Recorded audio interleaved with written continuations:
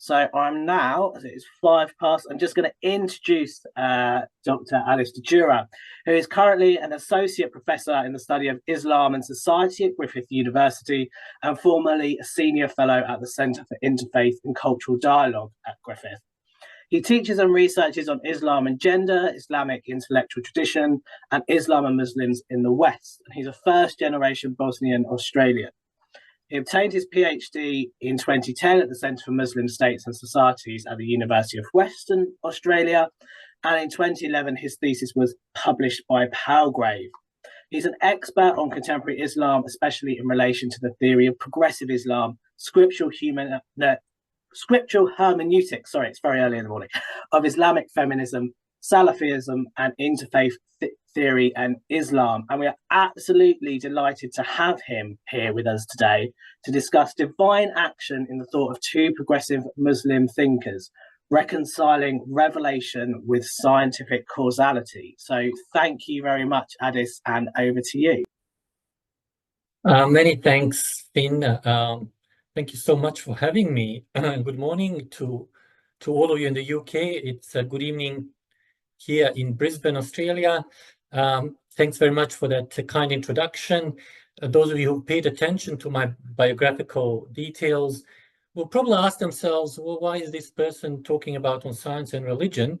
Aren't I out of my depth? To some extent, it's a legitimate criticism. However, my PhD thesis did look at the concept of revelation in the thought of progressive Islam and puritanical Islam. And so I'll be drawing on that. And over the last 4 to 5 years, I have been, increasingly interested and been writing on Islamic process relational theology. So I have been kind of carefully treading into this space of science and religion a little bit more meaningfully, but I cannot really claim that much expertise. So I do apologize in advance if some of the things that I say might sound too simplistic. And so I'm still very much learning. But hopefully what I have to present to you today you'll find informative and interesting. So my paper essentially explores this challenge of reconciling divine action with scientific causality through the lens of progressive Islamic theology. And I focus on the progressive reinterpretations of revelation and prophethood in the thought of Fazlur Rahman, who is a Pakistani-born modernist Islamic intellectual who taught at the University of Chicago and McGill University in the 60s and the 70s. He passed away in late 1980s, and he's one of the major modernist Islamic intellectuals, probably one of the most well-known in the 20th century. And I'm also looking at another progressive-minded Muslim scholar, an Iranian-born philosopher of science, who has also written a lot on religion, especially on the concept of prophethood and revelation. And his name is Abdolkarim Soroush. He was born in Iran in 1945, if I'm not mistaken. He played a major role in, he had quite a high-ranking position during the early stages of the Iranian Revolution, but then got disenchanted with it, and then I believe currently resides in exile and teaches in the United States. Yeah. So essentially, I want to present these hopefully novel perspectives on the idea, on the concept of revelation and prophethood in what I have theorized to be progressive Muslim thought. I have 2 books on theorizing progressive Muslim thought or progressive Islam. And then explore how these ideas pertaining to nature of revelation, nature of prophethood, possibly could provide novel insights that are more compatible with contemporary science compared to the traditional account. Perhaps new slide, please.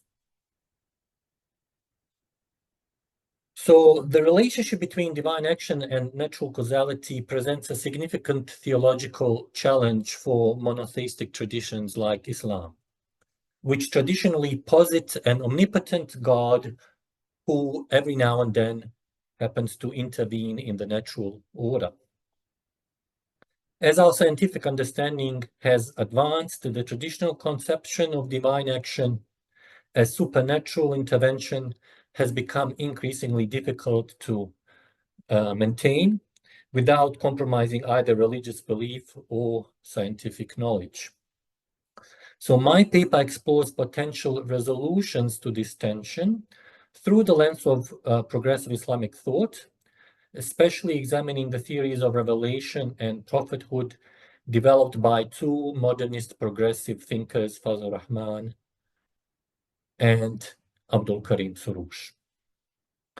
I believe that their work represents a significant departure from traditional Islamic understandings of theories of revelation and prophethood, offering potentially new ways to conceptualize divine action that may be more compatible with contemporary scientific worldviews. The significance of my presentation lies in its potential to contribute to both renewal and further evolution of Islamic theology and the broader science-religion dialogue. By demonstrating how these two modernist progressive Muslim thinkers can engage productively with modern scientific understanding, it hopefully will open up new avenues for Islamic religious thought while maintaining fidelity to Islamic principles. So what is the tradition? Before we look into the thought of Abdolkarim Soroush and Fazlur Rahman, we need to get a good grasp of the traditional Islamic views on revelation and their implications in terms of divine action.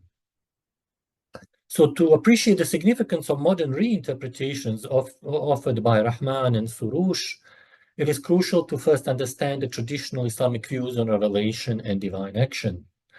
These views have shaped Islamic theology and Quranic exegesis for centuries and continue to strongly influence contemporary Muslim thought. The majority of Muslim scholars throughout Islamic history have maintained that the Qur'an is the literal, uncreated word of God. As noted by one of the leading scholars who has looked at the modern Quranic hermeneutics, an Iranian-born scholar, Ali Akbar, this approach, in his view, and I quote, endeavored to separate revelation from the mundane by emphasizing the externality of the Quranic revelations in relation to the person of Muhammad, end quote. This traditionalist perspective is rooted in the belief that maintaining the transcendence of the divine requires disregarding any interpretation that could potentially support a human role in the process of revelation. The Hanbali school of thought in particular held that God's eternal attribute of speech was identical to the Arabic letters and sounds of the Qur'an, making it literally the uncreated words of God. While some other schools of thought, such as the Ash'arites, drew a distinction between God's eternal speech and the temporal sounds and letters of the recited Quranic text, they still maintained that the Qur'an represented God's words exclusively, rather than containing any aspect of Muhammad's own ideas or language. I have described this approach elsewhere as follows, and I quote, "The Qur'an text is considered as the verbatim word of God, essentially different from human language. Moreover, its meaning is completely independent of the psychological makeup of Muhammad and his prophetic experience. Quranic language is therefore considered to be operating outside of history and possesses a fixed meaning that is in principle not dependent on human modes of perception and analysis." end quote. This perspective is encapsulated in what has been termed the dictation model, or the revelationist theory of revelation, according to which the origin of the Quran as a text is the result of divine designation, tawfiq, placing its formation outside the space-time dimension. The traditional account of revelation involves several key attributes. Number one, divine revelation was communicated to Muhammad via the intermediary of angel Jibril or Gabriel. Number two, this angelic mediator manifested externally to Muhammad rather than solely within his psyche or consciousness. And number three, in receiving revelation, Muhammad played a passive role as the recipient, and his individual personality and character did not influence the substance of revelation and, by extension, the Quranic message. In truth, some more rationalist-minded Muslim scholars, known as the Mu'tazila, who emerged early in Islamic history prior to the crystallization of what now is considered orthodox Islamic theology, argued God's speech should be differentiated from the words of the Quran, proposing the latter represents an indirect account of the divine message in human language. For example, a leading Mu'tazili theologian, Abdolkarim, posited God's speech cannot be a written text or person. Despite accepting God as the speaker, the Quran was seen by him as recording God's speech in mediated form by the Prophet. Mu'tazila, however, generally did not challenge the idea that the Quran only contained divine revelation transmitted through Muhammad and not his independent ideas or words. In other words, the Mu'tazila view proposed a created Quran representing God's speech in human language, but without undermining its religious authority or immutable divine source. Next slide, please. So what are the implications of the traditional theory of revelation for understanding divine action and causality? Oh, sorry, we are still in the previous slide.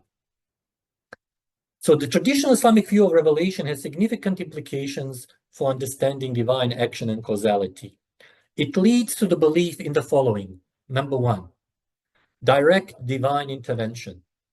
This view implies that God acts directly in the world through miraculous interventions, such as the revelation of the Quran, without being constrained by natural laws and processes.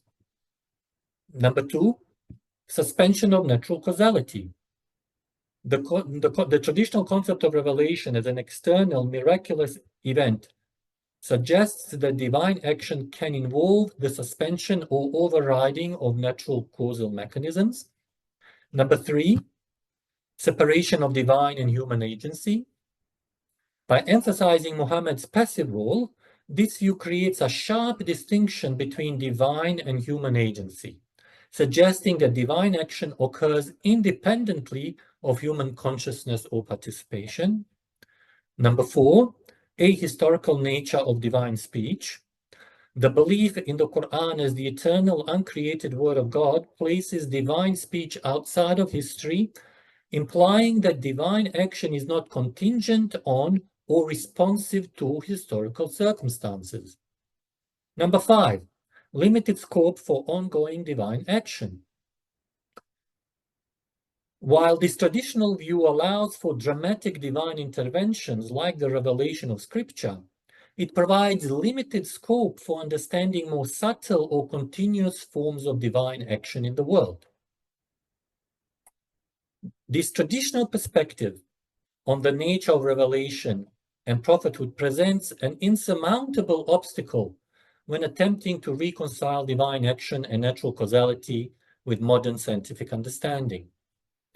It leads to a view of God as an external agent who occasionally intervenes in the world, a concept that is impossible to reconcile with the continuous and law-like behavior of the natural world as described by mainstream contemporary science.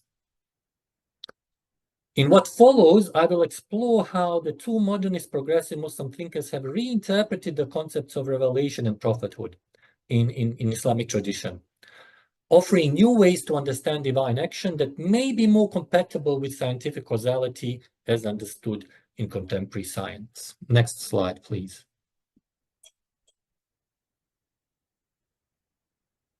So in response to the challenges posed by modern scientific understanding and critical scholarship on religion, several Muslim thinkers have proposed reinterpretations of traditional concepts of revelation and divine action. Among the most influential of these are the Pakistani-born Muslim intellectual and academic Fazlur Rahman, an Iranian-born scientist and academic currently residing in the USA, Abdolkarim Soroush, whose theories pertaining to the nature of revelation and prophethood provide alternative approaches to understanding the relationship between the divine and the human in the process of revelation, with significant implications for conceptualizing divine action in a scientific age. So in what follows, I will briefly provide an outline of the theories of revelation and prophecy of these two progressive Muslim scholars, who have provided some of the most systematic accounts of theories of revelation and prophecy that potentially could align with not only progressive Muslim thought, but also with current scientific understanding.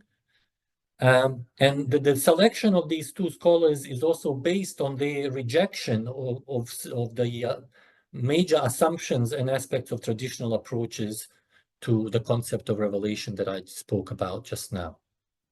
So let's look at Fazlur Rahman's theory of revelation and prophethood. Fazlur Rahman presents a sophisticated and nuanced understanding of the prophetic experience through his theory of revelation, which challenges traditional interpretations that view revelations as straightforward transmission of divine words from God to Muhammad. Number one, for Fazlur Rahman, revelation is a complex, multifaceted process.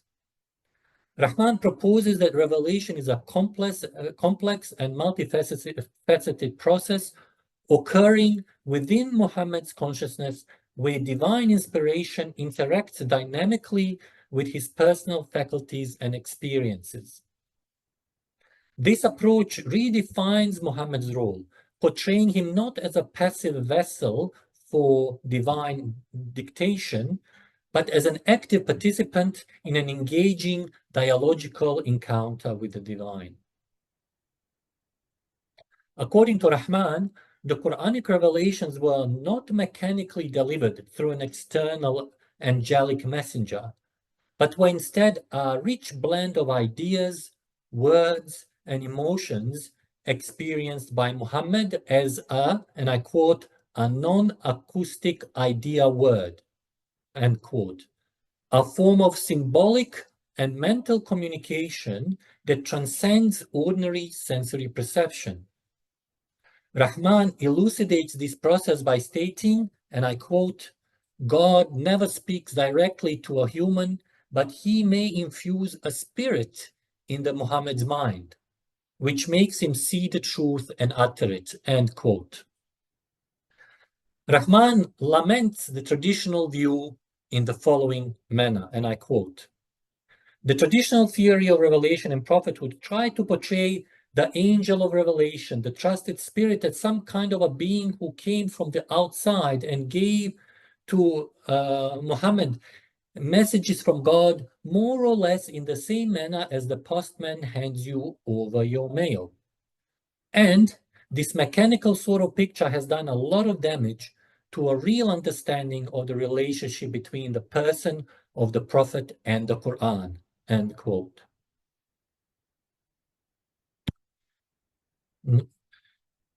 Crucially, Rahman emphasizes that Muhammad's personality, life experiences, and moral spiritual consciousness played a pivotal role in shaping the content of the revelations. This stands in contrast to traditional views that often depict Muhammad as a mere conduit for divine words. Therefore, Rahman's theory posits that the divine message was intricately linked to Muhammad's inner disposition, honed and cultivated over time through deep contemplation and spiritual growth. Rahman articulates this idea eloquently as follows, and I quote, "When Muhammad's moral perception rose to the highest point and became identified with the moral law itself, the word, with capital W, was given with the inspiration itself. The Qur'an is therefore pure divine word, but of course it is equally intimately related to the inmost personality of Muhammad, whose relationship to it cannot be mechanically conceived like that of a record. The divine word flowed through Muhammad's heart." End quote. This perspective by Rahman highlights Muhammad's significant role in interpreting and articulating divine insights, using his human faculties to translate them into accessible language for his followers. So what are the implications for understanding divine action if we were to take this theory of Fazlur Rahman seriously? Next slide, please. Rahman's theory of revelation has several important implications for understanding divine action in a scientific age. Number one, divine-human collaboration. By emphasizing the active role of Muhammad's consciousness in the revelatory process, Rahman's theory suggests a model of divine action that involves collaboration between the divine and the human. This view, I believe, aligns more closely with scientific understanding of human cognition and consciousness, avoiding the need to posit supernatural interruptions of natural processes. Continuous divine influence. Rather than viewing divine action as a series of isolated interventions, Rahman's model implies a more continuous divine influence working through human consciousness and moral development. This perspective is more compatible with scientific understandings of causality as a continuous process. Another implication has to do with the contextual nature of divine action.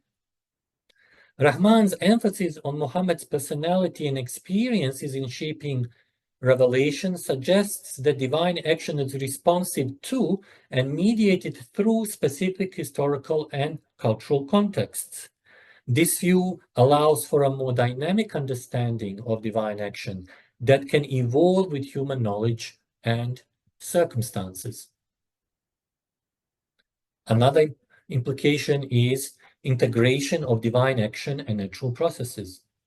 By locating the revelatory experience within Muhammad's consciousness, Rahman's theory also offers a way to understand divine action as working through rather than against natural, psychological, and cognitive processes. Potential for ongoing divine action. While Rahman maintains the finality of Muhammad's prophethood, his theory opens up the possibility for understanding ongoing forms of divine action through human moral and spiritual development, albeit not at the level of prophetic revelation. Overall, Rahman's theory of revelation and prophethood provides a framework for understanding divine action that is more compatible with scientific causality than traditional views. By highlighting the role of human consciousness and moral development in the process of revelation, it suggests a model of divine action that works through natural processes rather than intervening from outside them. This perspective offers promising avenues for reconciling belief in divine action with scientific understanding of the world. Now let's look at Abdolkarim Soroush's theory. Next slide, please. Abdolkarim Soroush offers perhaps an even more radical reinterpretation of the nature of revelation and prophethood in Islam. presenting a perspective that significantly departs from traditional views and builds upon the work of thinkers like Fazlur Rahman. As such, Soroush's theory has even more profound implications for understanding divine action in the scientific age from within the parameters of Islamic intellectual tradition. So, number one, revelation as an evolving personal experience. Soroush presents a novel interpretation of divine revelation, framing it as an intensely personal and evolving experience rather than a static transmission of words. This perspective repositions the Qur'an as the product of Muhammad's deepening spiritual encounters rather than a verbatim dictation from God. Soroush argues that Muhammad's heart and mind were intimately involved in shaping the Qur'an, underscoring that revelation was an internal phenomenon occurring within Muhammad's consciousness, rather than being externally imposed. In articulating this view, Soroush asserts, and I quote, "Prophethood was an experience. As long as the flame of that experience continues to burn, prophethood will be alive and well. To follow Muhammad is to follow his experiences. And following is not passive imitation and repetition. It is active participation in the experiences of the guide." End quote. Soroush further emphasizes this perspective by stating, and I quote again, "Islam is not a book or an aggregate of words. It is a historical movement and the history incarnate of a mission. It is the historical extension of a gradually realized prophetic experience. The prophet's personality is the core. It is everything that God has granted to the Muslim community. Religion is woven through and through with this personality. Religion is prophet's inward and outward experience." End quote. Second point, the Quran as the product of Muhammad's deepening spiritual encounters. Sorry, I've got the order on the slides somewhat different, but I'll come back to the other one. Soroush's theory fundamentally reimagines the Quran's nature, presenting it as a collaborative product of divine inspiration and human expression, with Muhammad playing a pivotal role in both receiving and articulating the revelation. And again, one more quote. "This religion is Muhammad's gradually developing inward and outward experience. Muhammad, who has a divinely sanctioned personality and whose experiences are therefore imbued with divinity and endorsed by God." End quote. So this view by Soroush underscores the profound influence of Muhammad's personality on the Quranic text. Soroush suggests that Muhammad's emotional states, personal history, and individual characteristics significantly colored the revelations, portraying the Quran as a product of divine inspiration filtered through a uniquely human lens. In this framework, Muhammad's emotions and cognition were intimately involved in shaping the Quran. For Soroush, therefore, revelation was an internal phenomenon occurring within Prophet's consciousness rather than being externally imposed. This perspective highlights Prophet's intellectual and imaginative faculties as crucial elements in the formation of scripture. Parallels with poetic and mystical inspiration. Soroush draws intriguing parallels between prophetic revelation and other forms of inspired creativity, particularly poetry and mysticism. He identifies shared traits such as external inspiration, exceptional talents, and the ability to shape reshape worldviews. In his words, and I quote, God reveals things to believers, and while such experiences are effectively revelations, in order to distinguish them from prophetic revelation and not to arouse the suspicion and the anger of the public, the Sufis have called them revelations of the heart. Be that as it may, they are still revelations. But revelation admits of degree. There are lower degrees and higher degrees. At times, inspiration is conjoined to holiness, and at times it is not. Hence, we have everything from revelation to bees to revelation to humans, ranging from mystics to prophets to poets.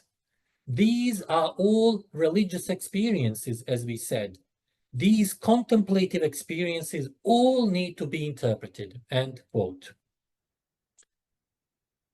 So this spectrum-based approach to the idea of revelation allows Soroush to present a more naturalistic understanding of revelation that doesn't necessarily conflict with scientific understandings of human psychology and creativity.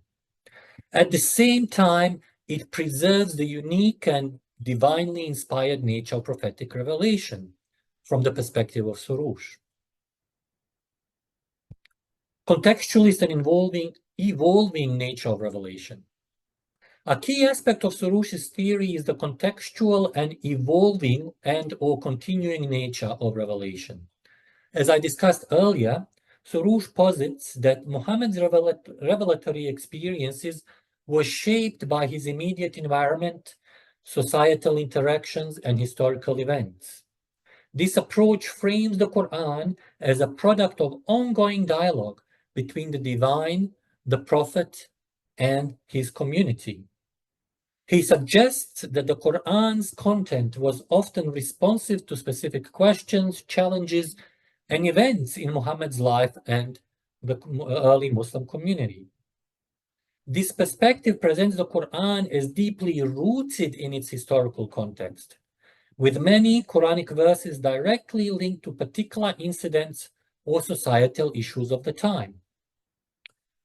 Soroush's theory therefore emphasizes the human dimension of Scripture, portraying it as a collaborative product of divine inspiration and human interpretation within a specific historical framework.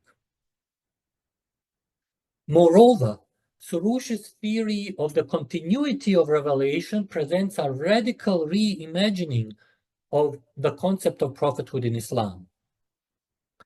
In this respect, he argues that while Muhammad was the final prophet, the essence of prophetic experience remains accessible to all. In his words, and I quote, "The era of prophetic mission is over, but the opportunity remains for the expansion of the prophetic experience, both spiritually as well as socially." End quote. This perspective suggests that the finality of prophethood doesn't mark an end to divine communication, but rather a shift in its nature. As I noted earlier, Soroush proposes that all individuals, and particularly mystics and poets, can experience forms of revelation, although on a different scale than that of prophets and Muhammad.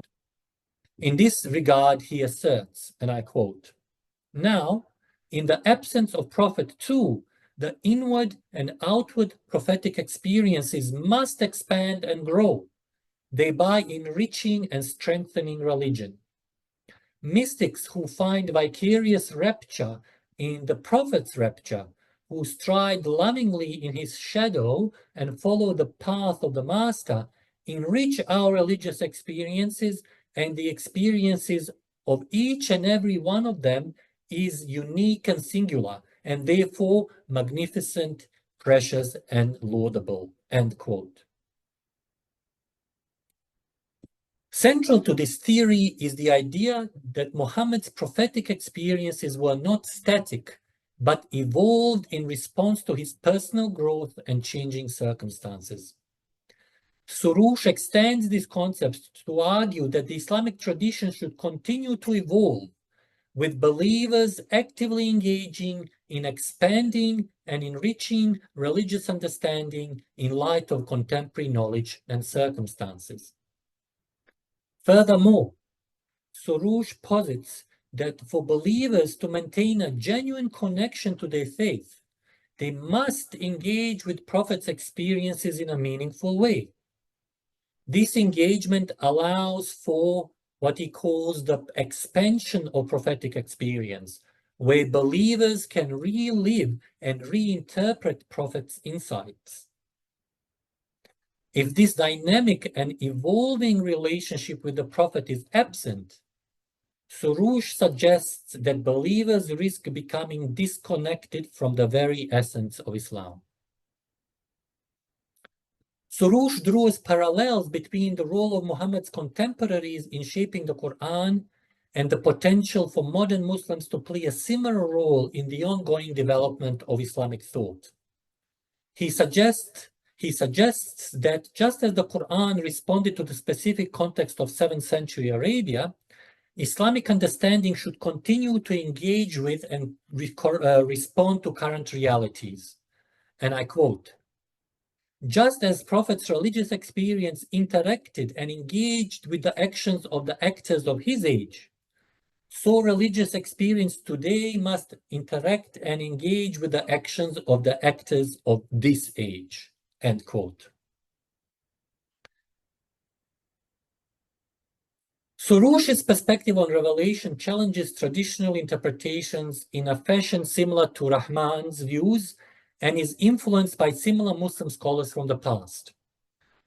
While Soroush aligns with the Mu'tazili school by highlighting the created nature and historical context of the Quran, he goes further by asserting that the Quran is not just a divine text, but also a product of Prophet's own creativity.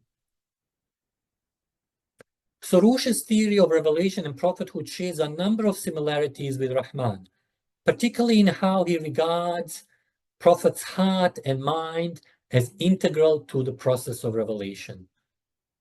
Both thinkers contend that revelation is fundamentally an internal experience, suggesting that the angel delivering messages functions more as an inherent ability developed within Prophet rather than an external force.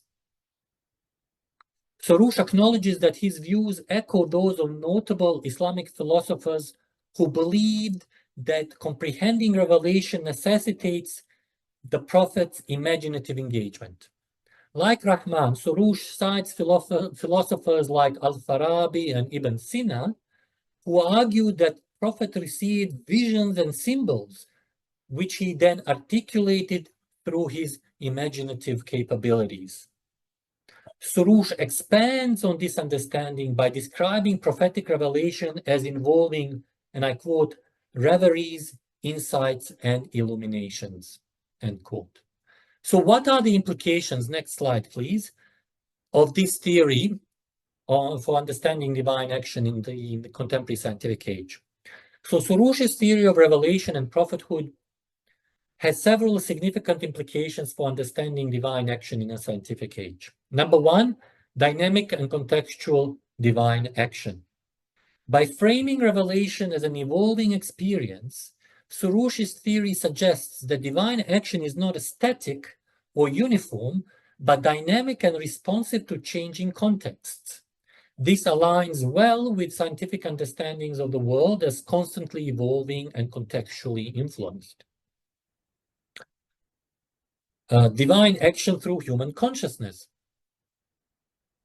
Soroush's emphasis on the internal nature of revelation suggests a model of divine action that works primarily through human consciousness rather than through external supernatural interventions. And this perspective is more compatible with scientific naturalism. Continuity of divine-human interaction. Soroush proposes that while Muhammad was the final prophet, the essence of prophetic experience remains accessible to all. This in turn suggests a model of ongoing divine action through human spiritual and social experiences, even after the end of formal prophecy. Integration of divine action and natural creativity. By drawing parallels between prophetic revelation and other forms of inspired creativity, may it be mystical or poetic, Soroush's theory allows for an understanding of divine action that doesn't necessarily violate natural laws or processes, but works through them.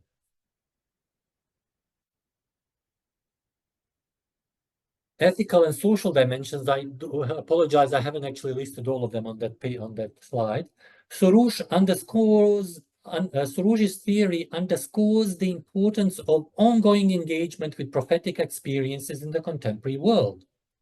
This suggests a view of divine action that has ongoing ethical and social implications, working through human agency to affect change in the world.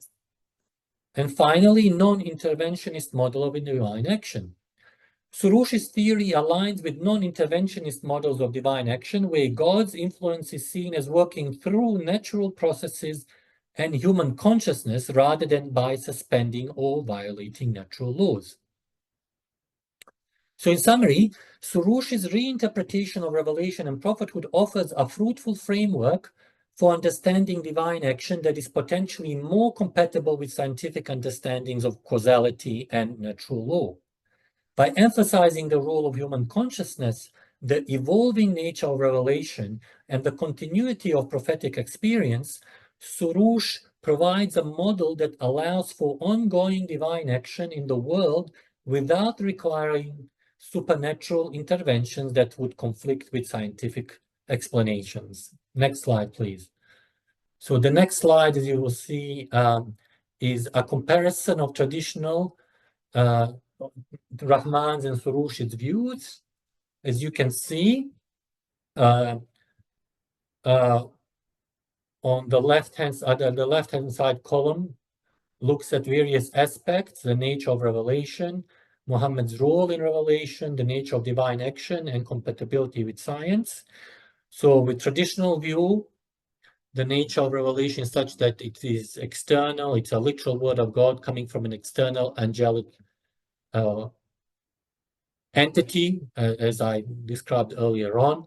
Muhammad's role is very much that of a passive vessel. So Muhammad is kind of disconnected completely from revelation, just a passive recipient. And as a result of this theory, divine action is supernatural, interventionist, and therefore is basically irreconcilable with contemporary science. Rahman's theory, the nature of revelation is interpretative, it is eternal to the psyche of the prophet, of Muhammad.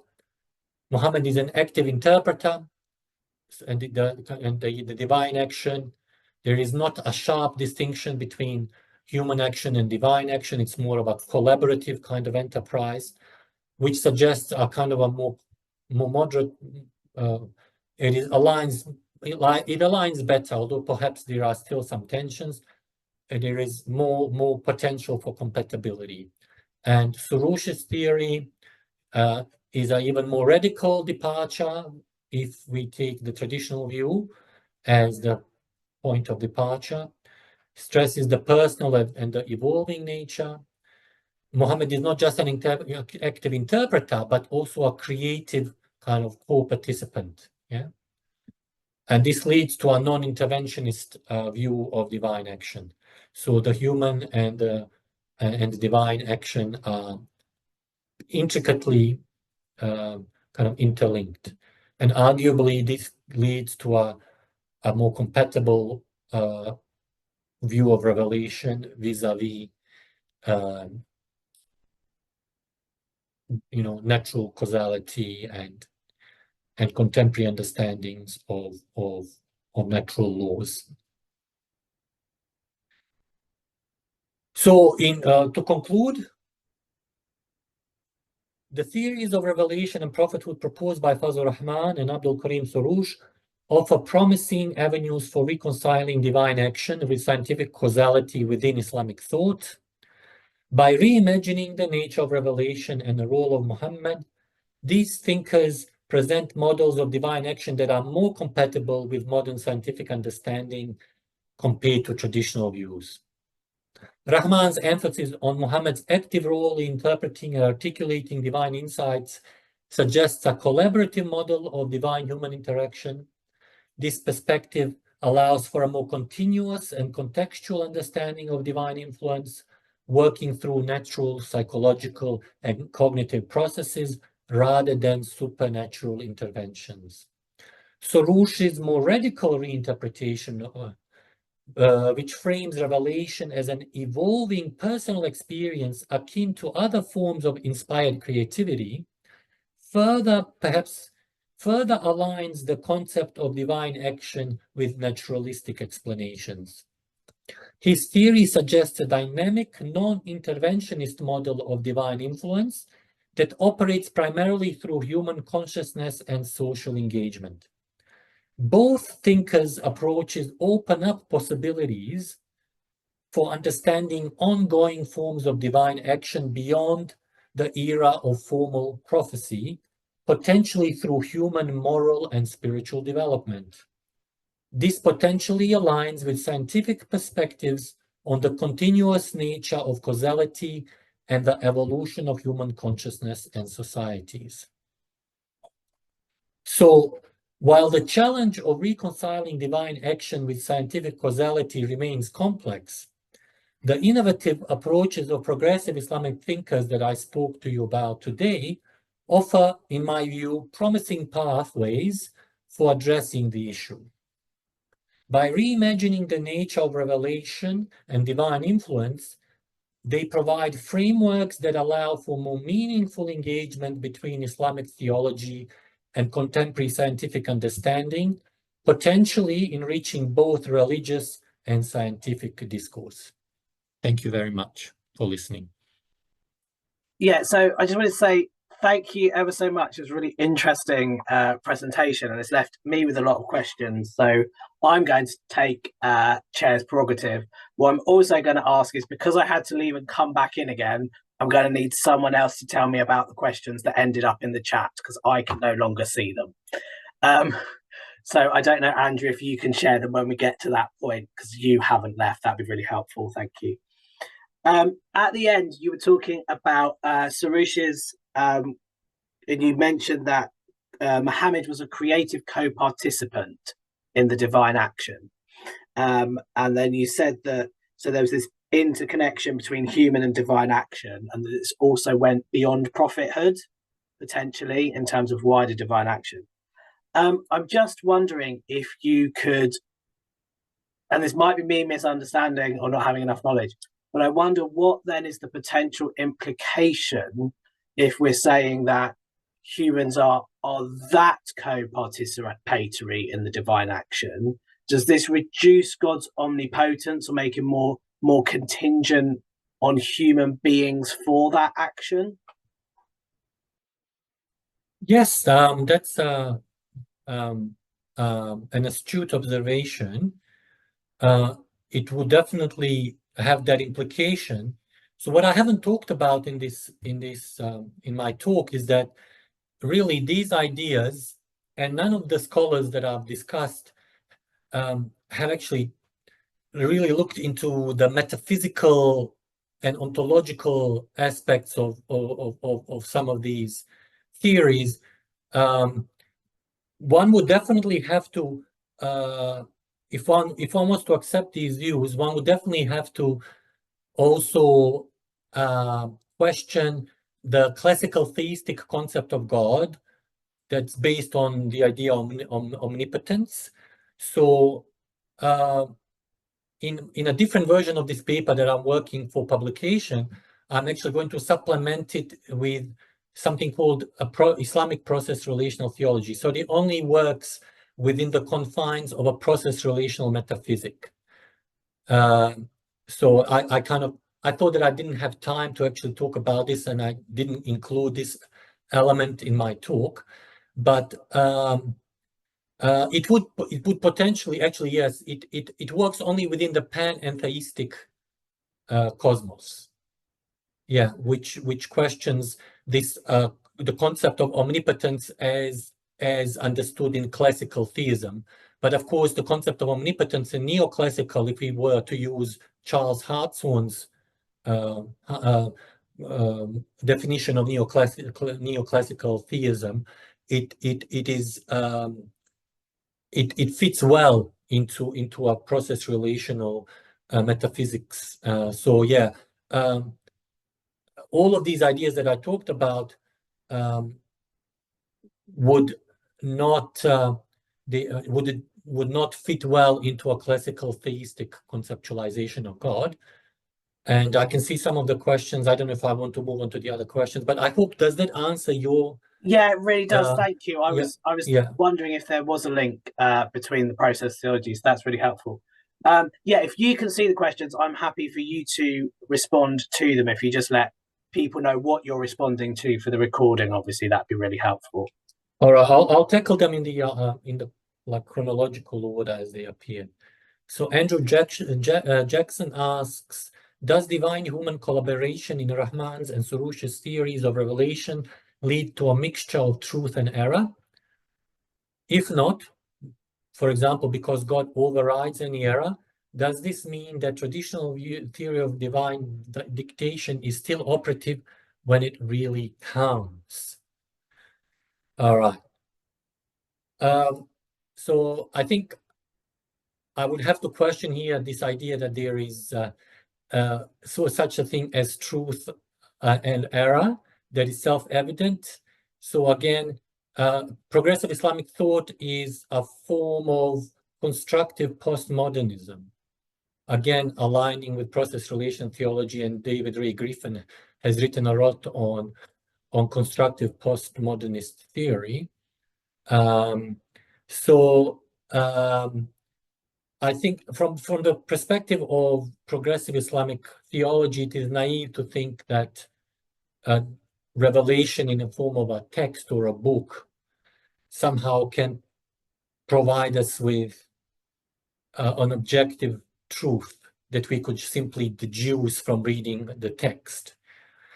So any kind of interpretation of the text is contingent upon our metaphysical, ontological assumptions, and then several layers at the level of scriptural reasoning.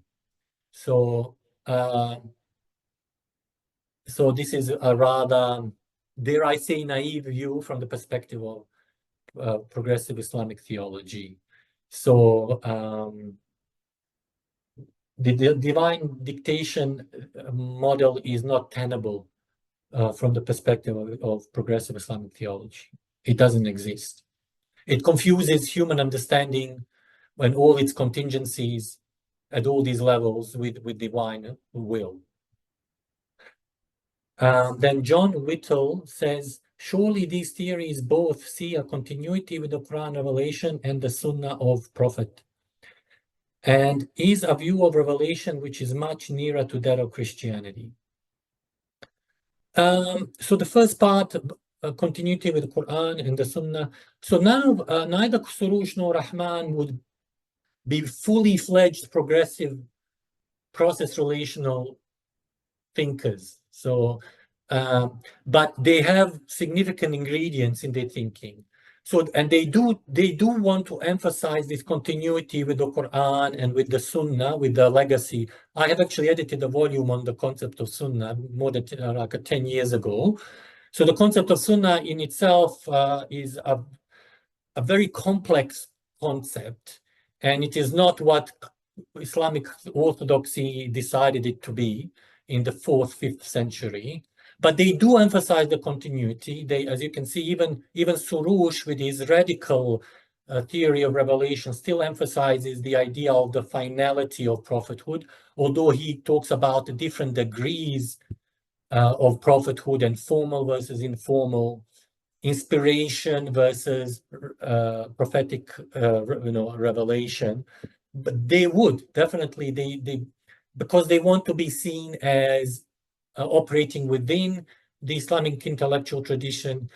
They want to be seen as kind of continuing the conversation. And as many of these ideas actually have been developed in perhaps in a somewhat more latent forms in certain forms of Islamic mysticism, Ibn al-Arabi, for example, and I also mentioned some Islamic philosophers, Ibn Sina and al-Farabi, have developed certain ideas that Rahman and Soroush have kind of picked upon and expanded further and developed them in the context of postmodern epistemology. So yes, definitely there is this insistence on the continuity and on these ideas being embedded within the Islamic intellectual tradition. So right now, one of my projects is to develop a more fully fledged Islamic process relational theology, and I'm also going to try and embed it, look at Ibn al-Arabi's Islamic mysticism of some of these Muslim philosophers from the past, but bring in also process relational theology insights from Charles Hartson, David Ray Griffin, John Cobb, and kind of make it a more fully fledged kind of theory. And I do agree that these views of revelation tend to be much closer to how certain forms of Christianity have viewed revelation, especially process relational approaches to Christianity and revelation. So very, very much so. Thank you, Adis. Have we got any other questions at the moment in the chat? Or not that I can see. So I wonder if you could. I think it'd be really if we haven't got any questions and we've got some time. I wonder if you could share some of your thoughts around the relational process theology, for if that's not putting you on the spot too much. No, not at all. I think that would be really interesting to the delegates, unless I've misinterpreted the delegates. But if you're not going to ask questions, I'm going to ask my questions. So that'd be really great if you could share a little bit more about that, I think. Yeah, I believe your one of the speakers in your next installment of your in November, a person is going to speak on panentheism. Yeah, so as I said, I'm somewhat new to this. I have been reading over the last 4 years, but I haven't published on this. But I'm very much in awe, if you like. I'm a convert, very much a convert to process relational theology. The concept of God I find most appealing aesthetically, number one, which is more important to me than anything else, because I consider religion at the end of the day to be a branch of aesthetics rather than other way around. Also, process relational theology provides the best answer to the concept, to the problem of theodicy. That's why I'm also very enamored by it. So I'm not sure if you want me to just explain the basic elements of process relational theology, or why do I find it appealing. It rejects. I suppose kind of the basic elements that you think fit with this move to revelation divine action, particularly from Islamic perspective, I think would be really helpful. Yeah. Well. So in process relational theology, so like in traditional religions, there is they talk about the transcendent and the immanent nature of God. Yeah. But at the end of the day, the classical theistic concept of God emphasizes, because it emphasizes God's omnipotence at the expense of God's immanence, let's say. In process relational theology, God has a primordial nature that's the terminology used by Whitehead. So that's the ground of being that Tillich would probably call it the ground of being. But God also has the consequential nature. So this is God experiences everything moment by moment. That part of God experiences everything moment by moment. And God, cosmos is an organism rather than some kind of a machine or a kind of a living, breathing organism, and everything is interconnected with everything else. And God has the relational aspect, which kind of introduces a level of contingency and necessity to the way in which God can act in the world. So, and this also depends upon, like Charles Hart's, on the way we actually conceptualize God's perfection. So Hartson talks about the dipolar nature of God. So, or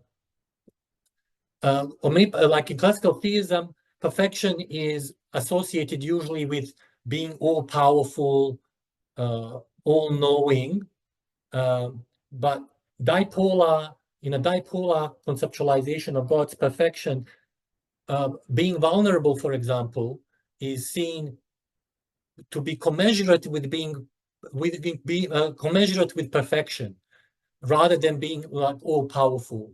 You know, like if you think of a perfect parent, if I was a perfect parent, then being a perfect parent, and if I wasn't relational to my child, if I was just unilateral, God cannot unilaterally basically bring about a future. It requires input and cooperation with all the creatures, and everything is kind of thoroughly interrelated and interconnected. So even God operates within those parameters, which I think is the only way we can actually go about solving the problem of theodicy. So yeah, like the concept of divine perfection is different in process relational theology. You know, what does it mean for God to be loving? What's the theology of the concept of love is also different. Thomas J. Ord has written a lot on this concept of love in process relational theology, and the idea that God cannot unilaterally determine outcomes. Yeah, so I find this approach to the divine honors our own agency and make as well much better, makes life more meaningful, and it's just a more beautiful, even aesthetically more beautiful way of understanding the cosmos. Thank you. Is there a lot of thinking at the moment into Islam and process theology? Has it had the same kind of? I think it's probably had a bit of a regrowth in Christian thought. I don't know. Is it well interacted with from an Islamic scholarship perspective, or is it less well engaged with? I think it is just starting to develop. Oh. Someone called, you probably heard of Allama Muhammad Iqbal, the Pakistani intellectual.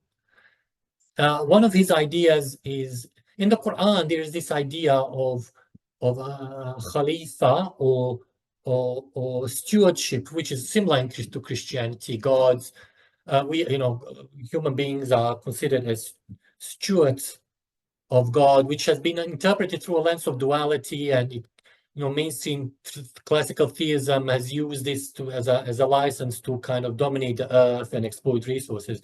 But from a process relational theology lens, it's this idea, and Allama Muhammad Iqbal talks about human beings as co-creators with God. So the Muhammad Iqbal had that concept of co-creation is another kind of ingredient, an antecedent that Islamic process relational theology potentially could amplify. But I'm only aware of 2 or 3 Muslim scholars in the world today who are seriously looking into Islamic process theology. There's a person called Farhan Shah from Oslo University. He just completed his PhD on Allama Muhammad Iqbal and Islamic process relational theology, but unfortunately he is not continuing with academia as his career. But so I'm not sure if he published his thesis. I am trying to now forge more because process relational hermeneutics theology has many affinities with the way I have been theorizing progressive Islamic thought. I have been in touch with process relational people at Claremont School of Theology over the last 4 to 5 years, and we are now trying to amplify and develop a more fully fledged form of Islamic relation theology. And I'm really excited about the future in this space. Thank you. That was really interesting and great to have you here at the kind of the start, I suppose, in that sense. So that's amazing.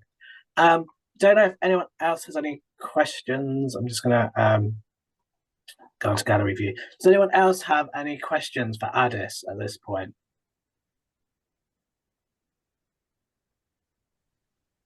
I just wonder how safe progressive theologians are in the Muslim world. That came from, sorry, I would like to... John Whittle. Yeah. John, yeah, that's a really good question. Look, I'm very privileged that, you know, I teach and I do research in Australia. I do not have any kind of, let's say, personal interests, or I'm kind of very much free to develop and express my views. I acknowledge that privilege. It's an entirely different matter in many parts of the Muslim majority world. These kinds of ideas, that's why, for example, Soroush is in a self-imposed exile in the United States.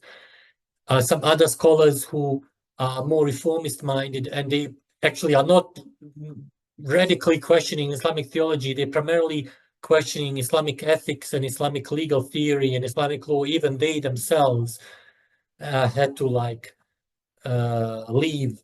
I'm thinking Professor Mohsin Kadivar, who is now at the Duke University. He was former clergy, also had to leave Iran because of his reformist views. There's a very famous case of, you might have heard of Professor Hamid Abu Zaid, professor of philosophy and Quranic exegesis, a late professor now, 10 years ago maybe. He basically said that we should think about the Quran as primarily as literature. And then he was by the Sharia court in Egypt, he was divorced from his wife, and he had to flee to Holland, and he kind of established a career over there and died in Holland. So it's not easy. There is definitely no incentives. Let me put it this way: there are no incentives for especially Muslim clergy in many parts of the Muslim world, and even academics, to kind of develop this line of thinking. But in the Muslim minority contexts, I see signs of hope, and I think, if anything, the renewal of Islamic thought is going to come from Muslim minorities in the West. Thank you so much, Adis, and John. A really, really pertinent question. Thank you. There is a question kind of pinged up and then disappeared, but I'm going to bring it back up just because we've got 5 minutes. You mentioned briefly when you were talking about the two thinkers that this idea of divine action and revelation to animals as well, you touched on. You had that lovely quote about revelation to the bees, I think it was. Can you say a little bit more about how perhaps that divine action revelation within this process thought might work to non-human animals? That'd be in a couple of minutes. Yeah. I know you can't say a lot in a couple of minutes, but yeah. Look, so this comes why are the bees mentioned? Because there is a Quranic chapter by the name that bears the title, the bee, and it does talk about the Quran uses many natural phenomena to remind people of God's awesomeness, if you like, majesty, and And so it talks about the bee, how God has inspired the bee to collect nectar and go back and make this sweet nectar that is healthy for human consumption also and health. But you see, in traditional Islam, there was this reluctance to apply the word. In the Quran, the word revelation, there's two words for revelation, wahi and tanzil. Yeah, and this is kind of the formal revelation that's associated with prophets. Whereas the form of revelation, other form of revelation, there is a different word called ilham, which is inspiration. And the Sufis, Islamic mystics, have picked up on this idea, and they've said that ilham as a form of revelation continues, and this is where Soroush is getting his ideas from.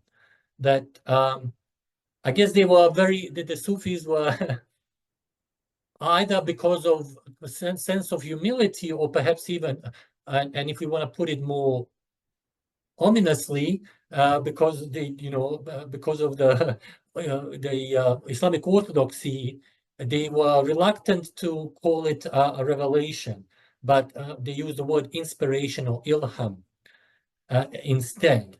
So yeah, and this again kind of fits nicely into that panpsychic, panentheistic, I should say, form of that consciousness, if you like, goes all the way down, but a rock might have a minuscule level of consciousness, and then and with consciousness there is the higher potential for creativity and inspiration, therefore inspiration.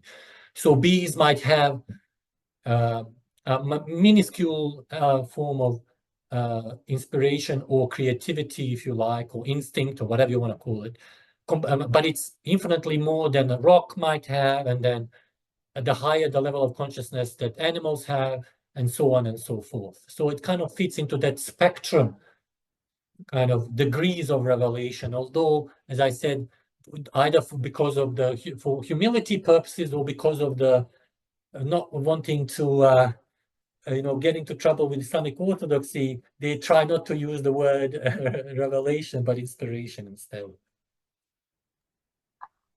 Brilliant. Thank you so much. I think we give a final virtual round of applause to Adis, because he's done that absolutely brilliantly. Thank you.